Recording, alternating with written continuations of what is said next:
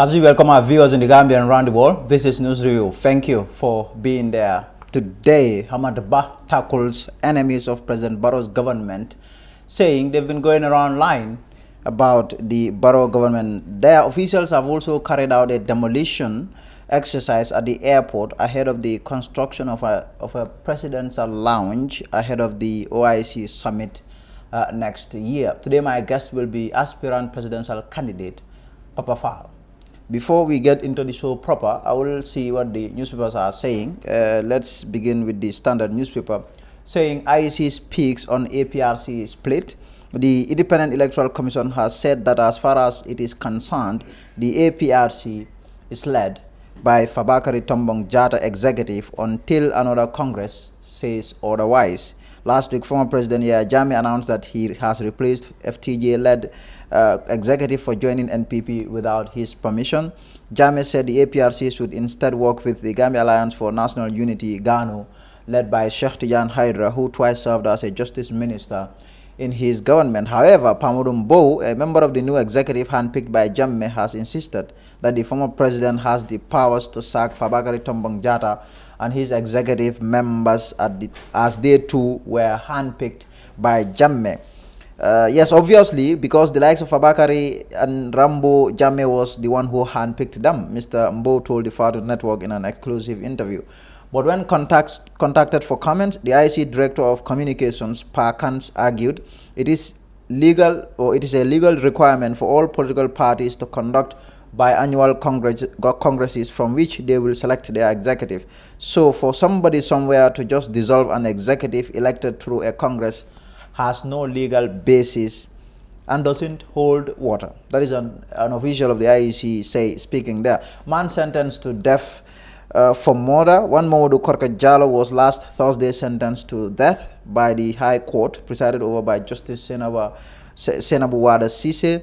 It went on to say that after he was convicted of murder, the state alleged that Mamadou Korka Jallow on the 16th September 2026 at Old Yundum village unlawfully caused the death of one Abdoulaye Dabi Bah by stabbing him with a knife. Senegal seized more than 2 tons of pure cocaine, saying Senegal seized more than 2 tons of pure cocaine from a ship off its Atlantic coast, the Navy said on Tuesday, in the West African country's largest ever cocaine bust. The Point, let's see what the newspaper of The Point is saying. Finance Minister 2022 revenue and grants to reach $29.8 billion, tabling the estimates of revenues, recurrent and development expenditures for the fiscal year 2022 before lawmakers on Monday, 18th October 2021 at the National Assembly. The Minister of Finance and Economic Affairs, Mamburin Jai, revealed that the Gambia's total revenue and grants for 2022 is projected to reach $29.87 billion. FJC action man say Jammeh powerless to decide for APRC. Former Speaker of the National Assembly, Faramata Jahumpa Sise, widely known as FJC, and ex-Works Minister Balla Gaba Jahumpa, who goes by his sobriquet Action Man, have reacted to the recent comments made by Jammeh in nullifying the APRC-NPP alliance, while branding Jammeh as powerless in deciding the matters concerning APRC. Yes, I think that is all for the news to us. Let's take a short break and we'll be right back.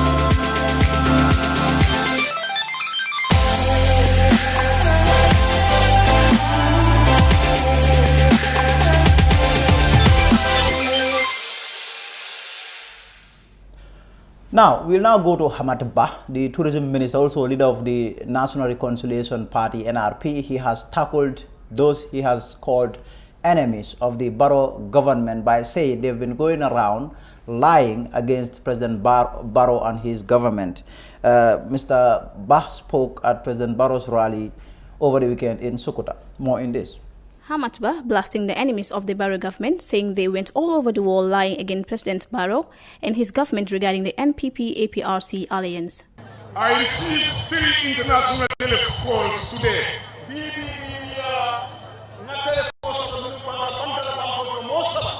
From international organizations, respectable individuals all over the world.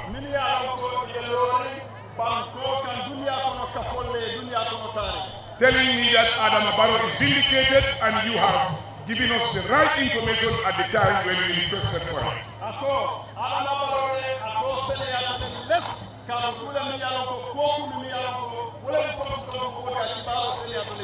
When we went into alliance with the APRC, our enemies went all over the world lying against Adam and our government.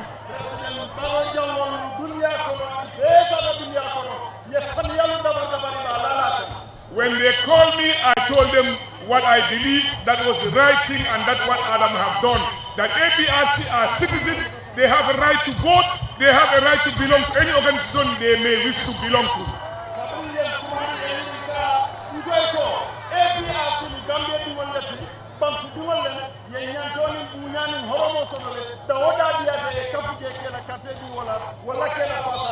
And that President Barrow will not do anything that would harm the interests of Gambia and Gambians. He will stand for Gambians and fight for Gambians and die for Gambians. Citizens, mostly from the opposition, accused President Barrow of granting a secret amnesty to former President Jammeh after the president's party entered into a political alliance with APRC. But Jammeh last Friday shocked the nation by rubbishing the alliance and saying APRC will not work with President Barrow's NPP, but said the enemies lying against Barrow hates the country. There are people who are vicious. They hate this country, not Barrow, but they hate the Gambia only for their own interests.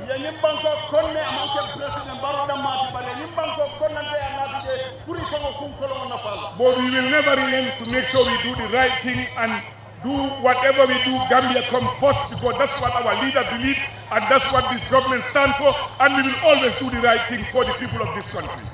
Hamad also rebutted Usainu Dabo regarding the UDP's leader's claim he brought the Basse Road and bridges. I heard that Abubakar Dabo in Basse, he said the bridges and the roads came to the Gambia because he negotiated it. I want to remind him of one thing that he knows very well. The role of a minister in any government in the world is a delegated responsibility from the president of that government.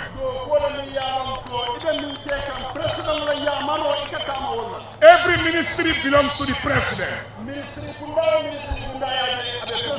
But the president, because he has so much of work, he delegates the responsibility to individuals and calls them ministers. But the position of Abubakar Dabo as foreign minister, his position is worse. You know why? Even though the president delegates the responsibility, the constitution says that the foreign policy of the government of the Gambia shall be directed and be dictated by the president.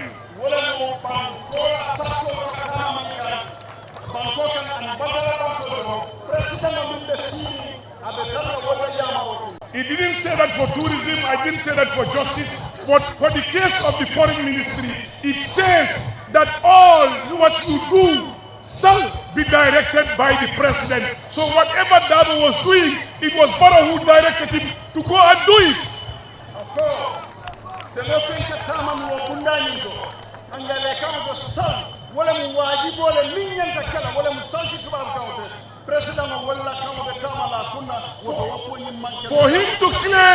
For him to claim that he negotiated those souls, that the UDP leadership is bankrupt of ideas and they have nothing to present to the Gambian people. Hamad also reserved special criticisms for GDC leader Mama Kande, who accused President Barrow of sacrificing his son. I heard today, very sad, this platform here, nobody has been insulted here. Barrow will never encourage anyone to insult anybody. It's a policy now. Nobody insult anyone. For Mama Kande to stand at a platform to say that Adam Barrow lost his son. When he won the election, he lost his son after victory. For Mama Kande to order to say that Barrow sacrificed his child.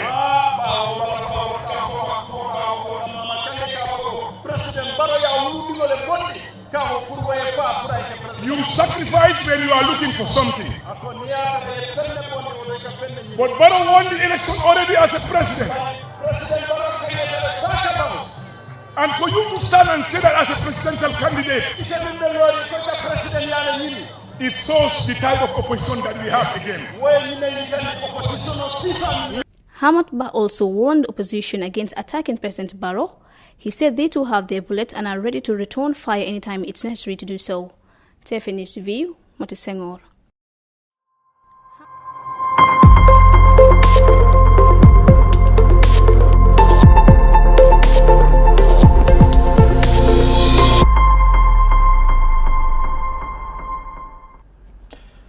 Now, officials have carried out a demolition of the old airport at the airport there in Dindum ahead of the construction of a presidential lounge at the airport ahead of the OIC summit billed for next year.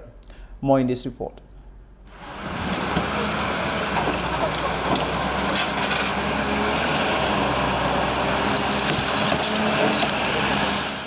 As part of the country's preparation in hosting the Organization of Islamic Cooperation in 2022, the project work has begun at the Banjul International Airport for the construction of a $9 million new presidential lounge.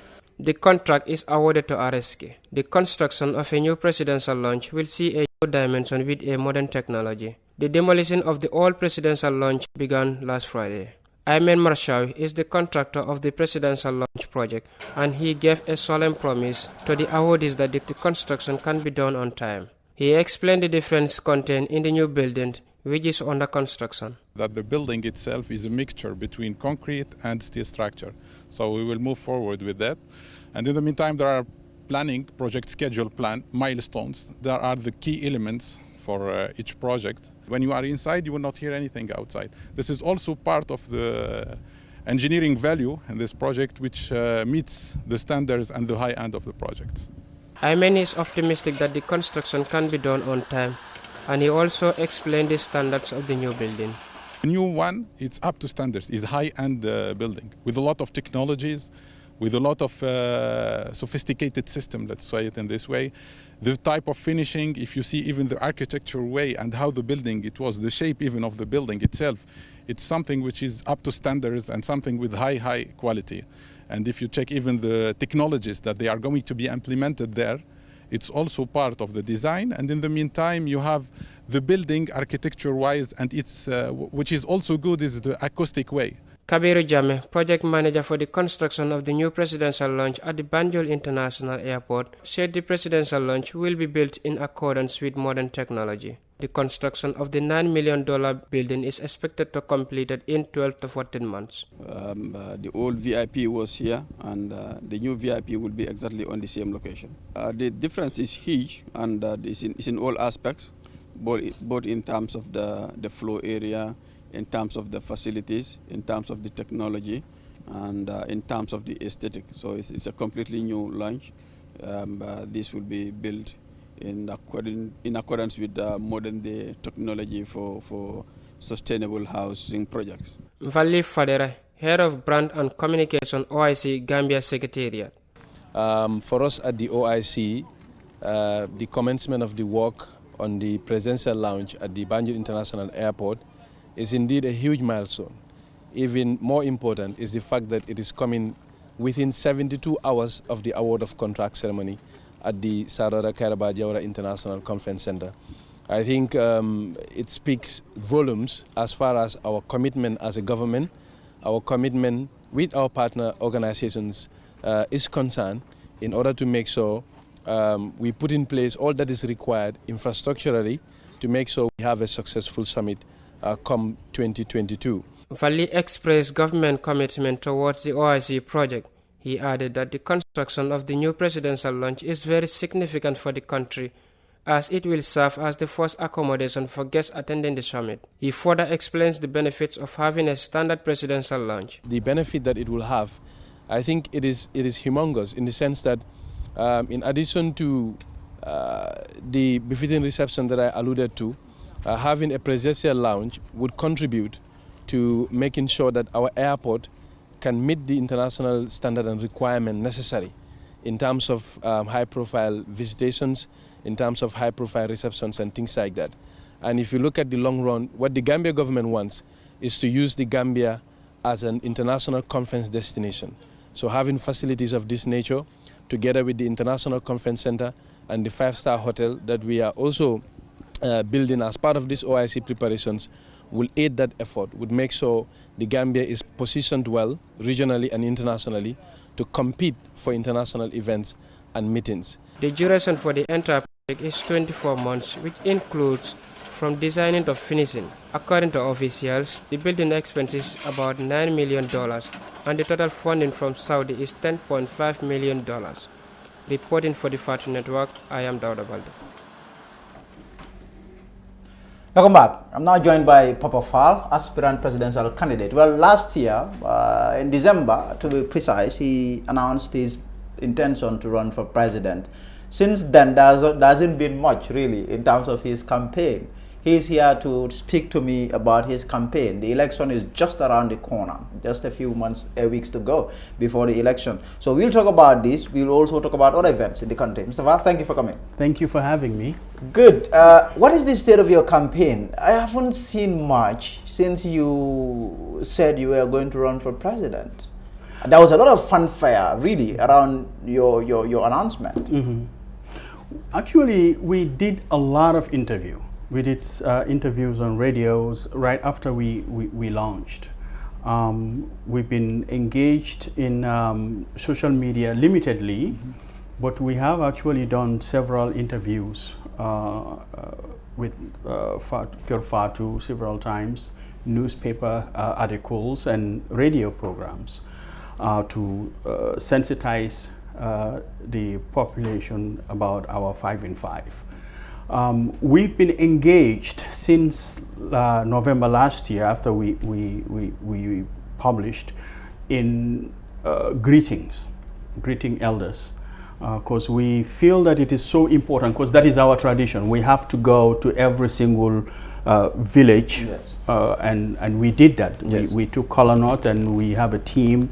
We've been in the provinces twice or 3 times, to ensure that we really get to the elders, and we finish this side also. Maybe there's a few areas that we haven't touched, but because we are too close to the elections and the nomination, we stopped the greetings. Now we have been moving to the second phase of our projects, which is sensitization, going to house. We've been doing that. And right now we're working really hard to get our nomination papers completed. And you are going to get nominated? I will get, I hope so. We will. You hope so? Yes. But there are laws that might really present problems for you. Like? The law around citizenship, for example, holding dual nationality. That is one issue. That is one issue that could present problems for you. I don't think so. Because this dual nationality, if you look at the process, it says by the time you hold office, the United States does not allow dual citizens to hold higher office. If you do that, you're automatically deregistered as a citizen of the United States. Right now, we're focusing on nomination, and if you look at IEC requirements, there's nothing. You have to be a citizen of the Gambia, which I am. I think I am. You are exactly. a citizen. I am a citizen. But the law is It's saying if you are a citizen of the Gambia, you can't be a citizen of another country. But you can renounce. Have you renounced? I will. But I mean, you I don't will. have time. What do you mean we don't have time? Renouncing citizenship. You see, renouncing citizenship, time. it takes time, but Yes. the issue that is online right now is that we have been working really hard. And our dual citizenship, if you have actually been following my case in the United States since 2014, my citizens have citizenship. I don't know how much it is worth in the United States. So having dual citizenship right now, we are not able to. I am able to run, but I am not able to hold until we renounce, which I will do. Have you also been collecting your signatures? Yes. You need 10,000. You've been doing that. 5,000. How far have you gone with that? 5,000. You have 5,000? Yes. Do you have that? We are very close. You are very close. We're very close. So, yes. I mean, in terms of the whole entire process, you have bigger forces. I know you are a force, but you have bigger political forces that are in this. Like? When you look at the president, for example, and his National People's Party, when you look at UDP and Usainu Dabo, when you look at the others who have been there, and you can see their base, do you feel that you have a chance, really? What I will say is that when we came out, we came with a very clear-cut, well-written, implementable policies. And I think I gave you one. Yes. All of the people in the Gambia most people who are interested have seen that we have a policy that, if implemented, can be able to transform and actually bring about the change that is needed. These policies are available online. We published it. Now, just because UDP is there does not mean that they can win. It is not, I mean, we are all, the playing field is open for anybody. Yes, it's anybody's to win. It's anybody's to win. You can go to the polls today and you think, oh, okay, this is Papa Faal. I have read about his information. Maybe I will have a heart for him and drop it there. That is not going to discourage us, because the thing is, this democracy is the right playing field. You can have a little guy who can definitely outperform the bigger guys. This government right here, what has been going on? People are fed up. The cost of living is high. People are tired of going to the market and then having to spend $200-300 for 2 pieces or 3 pieces of fish. What have they done? See, that is the thing. UDP, I don't talk about UDP that much, if you look at it, because for me, I think that clean politics is very important. I don't like to bring political parties down. I talk about my agendas, and I think that is what is fair. If I look at UDP's agendas, and I look at Barrow's agendas, and I look at all the other political parties' agendas, and you put mine down, for somebody who is really genuine, I think that they will pick ours. They will pick yours. We've also seen, there's been a proliferation, mass proliferation, if you like, of not just political parties. You have those who say, hey, the way to go is to have an institution, and they go form organizations. You have others who want to do it the other way around by just going independent. Maybe it's more convenient. You are among those people. But we have also seen a number of Gambians who have come forward, who are going independent. Recently, we've seen SRFR, and hey, pretty much he's been doing very well in terms of response, in terms of voters' he's response. Out there. He's out there. Yeah. See, my thinking is, whether it is independent or a political party, having a political party does not mean that you are the right person to lead this country. We have seen political parties formed. They have no agenda. The vision is not there.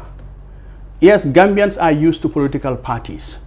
And then there is a limitation with the political parties, is because people have to be associated with the political party to be able to have a say. And I think that independent candidacy, if we are able to get in, win, what we can do as an independent candidate is to pick the best from UDP, pick the best from NPP, and pick the best from all the other political parties. But right now, if NPP has to go there, somebody has to say, you will say, okay, you're UDP, I'm not going to pick you. And then I think that it causes more polarization than anything, because that is why we have a toxic environment right now, is because people are always thinking about their own political parties and forgetting about the country and the plights of the people. But that's what you have all over the world. Political parties. Yes, people have political parties, but if you look at it, people, for example, people have an agenda and they'll go look for a political party that has a standard agenda. Like, for example, in the United States, we have two Republicans and Democrats. Each one of them have an ideology. If you are me and you want environment, you want this, you want that, you look at the political party and affiliate yourself with it. Now, when they go, they think about the country. Here is the political party. I mean, personality politics will never get us out of this mess. And I feel that that's what's been going on. Personality politics have been deeply rooted in our situation, in our country's fabric, and it is causing a lot of problems. For nearly a year since you announced that you are going to run, have you looked into the issue of going into an alliance? I mean, that is pretty popular these days. The issue of political actors trying to get these coalitions and alliances. You have not looked into that? Have you been married to somebody who completely have a complete different ideology than you? Not possible. For me, a marriage of convenience it never lasts. We cannot go into an alliance just because, like what I've been hearing, let's get an alliance and get Barrow out. We have seen that the Gambian people came together to get Jammeh out through an alliance. Yes. Then we go out and say, okay, let's do another alliance to get Barrow out. If we're going to do that, we're going to have to do another alliance to get whoever out. I think that for us, we should focus on the agenda. If we have a strong agenda, and we believe we have a strong agenda. For those who read our manifesto, I hope you did. Yes, I did. You shared it with me. Yeah, I did, yes. Yeah, but for those who really have read it, and if you read other people's agendas and you think that they are better, only that you have a lot of American ideas in your manifesto. Well, I don't think so. Because you are, I mean, you are no, American citizen. So. No, I'm not on a. See, this American citizenship we need to throw out. Let's throw that because out. You know what? Yes. I have been here. Let's throw it out. Yes. To be fair whether I am going to be a president or not, yes. American citizenship, I'm going to give it away. My family is here. My whole entire family have been here for a long time. Yes. And we have not gone back to the United States. You know, the Gambia, 2014 has been caused there. A lot of, it has caused a lot of issues for me as a person. Right, as a person, I cannot go to the United States today and get a job. You can't work there. I cannot work there. That's very. You know what I mean? Yeah. We sacrifice so much for this country. You know what I mean? Yes. I know so we cannot say that okay, the United States is there. You are a citizen of the United States. It has no value for me anymore. Right. You know what I mean? So the manifesto itself, the ideas are not all United States. Yes. They're not.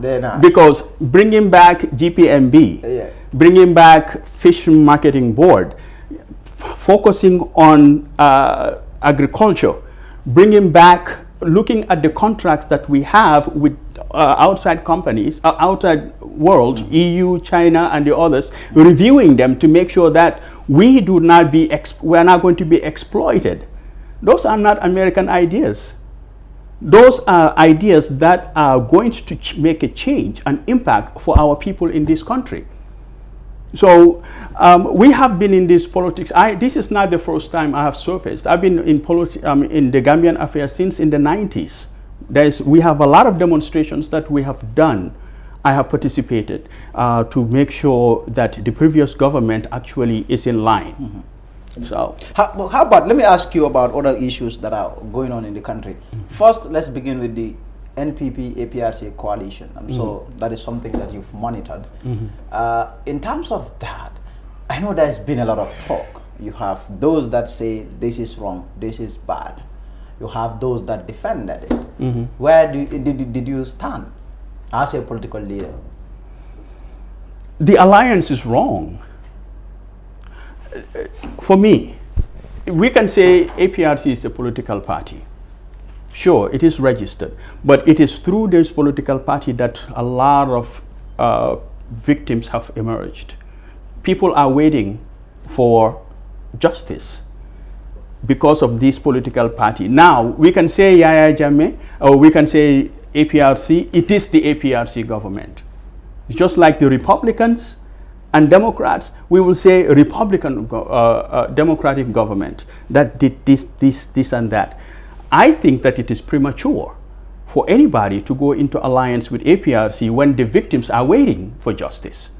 I think that it is wrong. It sends a wrong signal, especially if the party that, or the government that actually is supposed to bring redress to the victims and now have an alliance with the perpetrators. I don't know what chance do we see for the victims to have justice. I mean, some of us really are quite passionate about victims having justice, because I think this is very important. In one way or the other, we all contributed our modest amount in ending the suffering, the pain of the Gambian people vis-a-vis how Jammeh ruled this country. But when you look at the whole entire process, transitional justice process, it has always been Jammeh to justice and not APRC to justice. What is APRC's intention right now? They have Jammeh as their supreme leader. They have Jammeh, their supreme leader.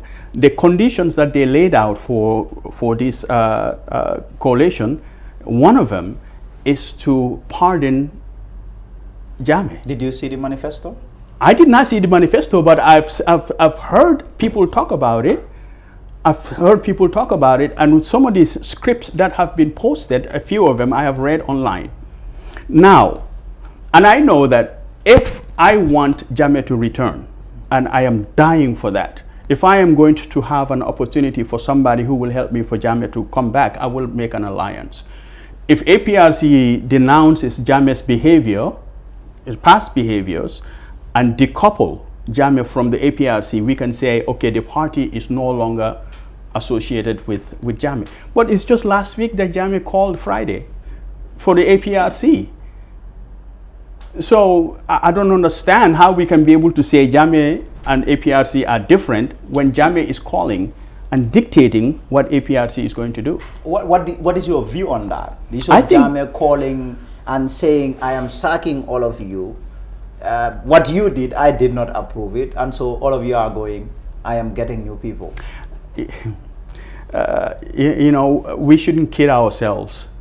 That's what I'm saying. I don't mince my words. We shouldn't kid ourselves. Imagine if a tyrant somewhere is still having a connection to a country that it wreaked havoc on. I think that this government is really playing with fire, because if Jammeh can call in to APRC, he can be calling in to do something else. Why is it that we will allow something like that? I think that it is wrong. I think that it is not, security-wise, it is not a sound security policy. For somebody who but you don't, dictators are always like that. Charles Taylor in Liberia, that was what he was doing. He was in Nigeria and calling in Liberia. You know, into talking his to political people. party? Yes, talking to the citizens, talking to the people. They're always like Yeah, that. but to me, for me, I think that it is wrong, and I think that then why did we fight? Why did we fought? Why is it that the Gambian people fought with sweat to get him out, if only to allow him to do what he wishes into this country? Why do we fight? Why have we fought since I don't know when? Why did people die for him to go? In your view, what do you think should be done in respect of this man? Because me, really, I think this is a madman, a mentally unstable person that we need to find a way of reining in. I think that the justice have to be served. The government need to be serious. Put a check on him to make sure that he doesn't influence people in the Gambia, and then implement any recommendation from the TRRC, and then file for ICC to bring him to justice. He needs to go to justice. I mean, listen, if he goes to ICC and they acquit him, that's fine.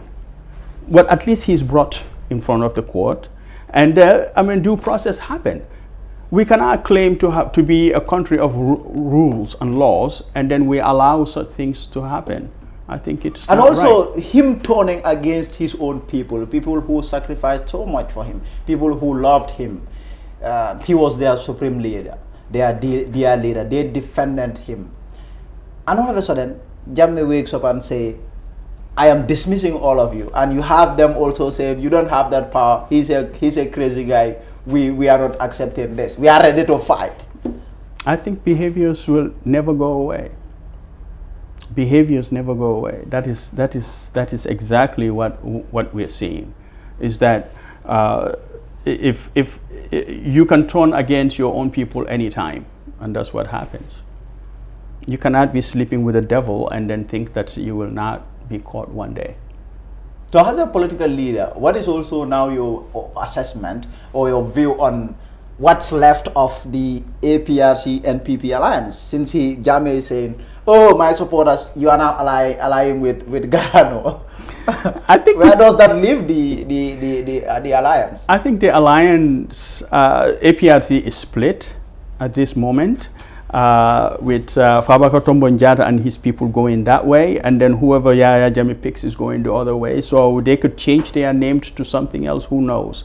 But the APRC is no longer as strong as, I think Adama Barrow have been played. Now he has a short hand. The long hand is gone. So, the alliance it probably is going to hold, but it is not going to win him anything. Yeah. That's what you see. That's what I see. That's what I see. People are fed up. People are fed up. Listen, I mean, the person who is over there looking every day, trying to survive, they don't care about those alliances. All they want is somebody to come in and solve their problems for them. What is your view on still on the marriage, the political marriage there? Gano. Gambia Alliance for National Unity, Sakhtiyan Haidara. Since he launched, his campaign has not done much, has been largely lifeless. All of a sudden, why did you, in your opinion, why do you think Jammeh chose him? Because what Jammeh said was, I was winnowing, I was looking at all these parties, I was in local, he said it in local and Paswar. That was what was going on. And now I am done. I have done that to all the parties. The only person that you are going to work with is Gano. Do you think that is something special about Gano? I don't think there's anything special about, sorry, I didn't mean to cut you. But Gano, when they registered, they had an office at where my wife's shop was. Then they went silent, as you said. That silence, perhaps they have been working on the ground, trying to gain favors with Yahya Jammeh. Now, Sheikh Tijan have been in Jammeh's government not once, not twice, I think. So they probably have that connection. So a party that have not been doing anything has probably literally no supporters. I mean, very few supporters. And then APRC has to come in, Jammeh have to announce that they are the one to ally with. That's something sinister about in there. Because the value of the party itself in Ghana is not much in terms of population, party membership.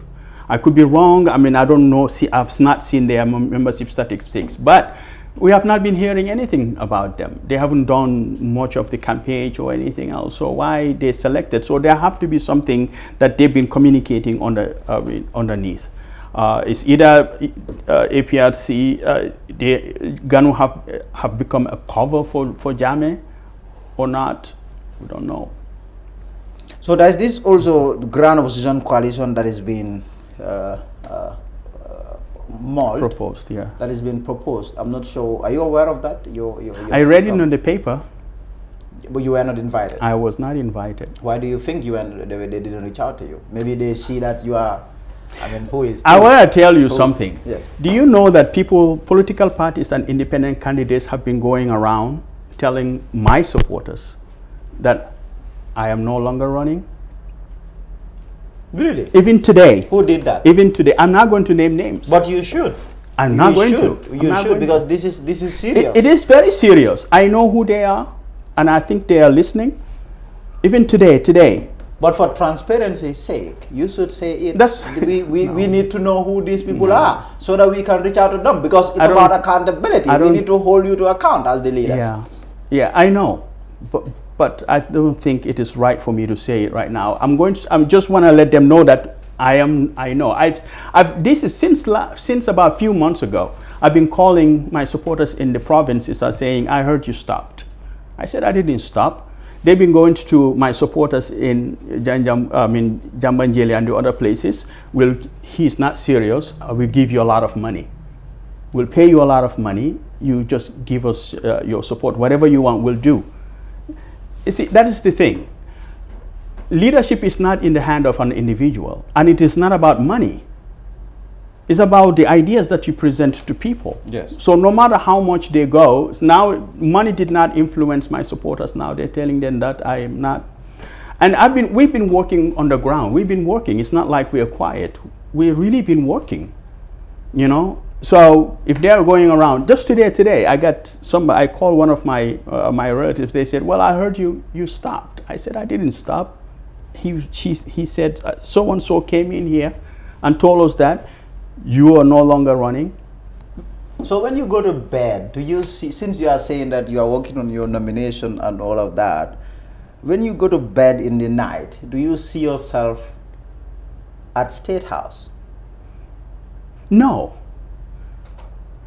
I'm not dreaming about State House. It is a lot of work to change this country. My family will suffer. If I really want to help this country, my time will be split. A huge chunk of my time will be spent helping this country. I don't think a serious person who really, yes, there is a glamour in presidency and leadership, but what we have here, it's not, we have to roll our sleeves. It terrifies me. That's all I have to say. It terrifies me. That, the amount of work that we have to do to change this around when we get to that place, if we get there. I don't think anybody should sleep. Because if you're sleeping, then you're dreaming about just the State House and the glamour. See yourself in a plane running around and all those things. But the people in the provinces need you. How are you going to run that from State House? How about the politics of insult? Gambia's politics is getting nastier by the day. People attacking one another, people attacking people's parents. Yeah. Really, as a political leader, what is your view on that? I have addressed this many times. I've wrote about it on the papers that it is really not it is unbecoming of a Gambian. For Gambia, we've been raised to respect our elders and respect each other. If we're throwing that respect away because of politics, and you see, I say usually that I don't like to name political parties, because I know that if I name them, I will, by the time I get home, I will have a lot of insults. They will attack you. It's not right. We all have good intentions for our country. I go to sleep every month. I'm not struggling for my feeding. I'm not having a problem to support my family. I have enough to be able to support myself and my family. We have a comfortable life. I think that really wishing for my kids to have a better Gambia, I think that should not cause others to insult me, because their kids will actually benefit from it. I think this insult is really, it's not Gambian, it is not human actually, because we're supposed to respect one another. Even though we have different ideas, just like how it is. I mean, we always say politics is all about joking and fun. You know, politics is supposed to be fun. But if you're insulting my mother and you're insulting me because I belong to a political party, I think that then the person who is insulting have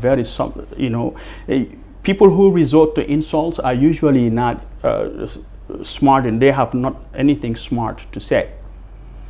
In your opinion, why do you think, well, you are saying that, well, people who insult do not have anything smart to say. Yeah. But in your opinion, is that the only reason for why you have people sit at their corners and attack people and insult people? Well, I can say that they are psychologically mental, but I don't know. Mm-hmm. That I don't know whether they are psychologically. But it's a character issue. It's really a bad character for somebody to be able to sit behind your computer to insult somebody who you have nothing, who haven't insulted you. Why would you do that? You know, politics is supposed to be clean. We are all in this field to help the people who are suffering. Why insults? You know, why go around and backbiting and doing dirty politics? It's not right.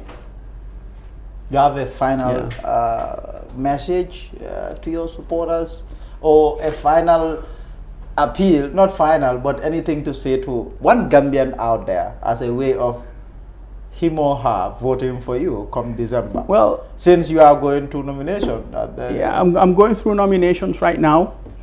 It is tough. You've already said some of the things that we have to go through. Yes. When I tell people that I am actually giving up my citizenship, they honestly, wallahi, I think they think that I'm crazy. Yes. There are people who are paying to get this citizenship, and I am giving it up. You are giving it up. You know, I've had it for a long time. Yes. You know, I'm giving it up because of my country. Yes. You know, and I know that there will be a time when people are going to start talking about you are a citizen, you are not qualified, you are this, you are that, you are this, you are that. You know, it's not fair. We all in the same boat here. Yeah. We all have the same intention. We are all citizens. Exactly. We are all citizens of this country. You know, everybody have these bad laws, we should not actually allow them to move on, because we know that there's so much that is in this 1994. Exactly. Even Dabo, if we go back to 1997, Dabo is disqualified. Yes. So Lawyer Dabo is disqualified. Bakari Dabo is disqualified. You know, Papa Faal is disqualified. I can name things that are bad for this in this law. Yes. So we're gonna end up with really kicking out good people because somebody chose to really put something in there to make it hard for people who have potential to change this country around. You know, so that's that. And I'm telling people that I haven't stopped. If somebody comes to you and say, Papa Faal, stop, tell them you kick them out. Yes. It's dirty politics. I don't go to people, to their supporters to say, I present my things, and if you like it or not, I mean, that's it. But I won't tell you, you know, just yesterday, I had a meeting and somebody was supporting UDP. He came in and we shook hands. He said, I came down to listen to you, but I am UDP. I belong to a party. And that was great. We had a good conversation. He left. I didn't criticize him because he has the right to belong to somewhere else. Yes. So that's pretty much it. I mean, our 5 in 5 is out there. Our website is properfaal.com. If you have a mobile phone, you can read about my credentials. You can read about our vision statement, mission statement, and you can download our manifesto. So yeah, pretty much. Thank you for coming, Mr. Faal. No problem. I appreciate it. Thank you very much. It's been a while, though. It's been a while. So you guys need to call me often because if not, you don't see me for a year. And you say, Papa Faal, you're gone. He's gone. But I'm there working on it. Thank you. Thank you. So we'll be doing that. I mean, the election is here. It's here. So we will engage you more often. Thank you for coming. Thank you. No problem. So that will be that for the show today. We'll be back tomorrow. Until then, my name is Lamin Jai.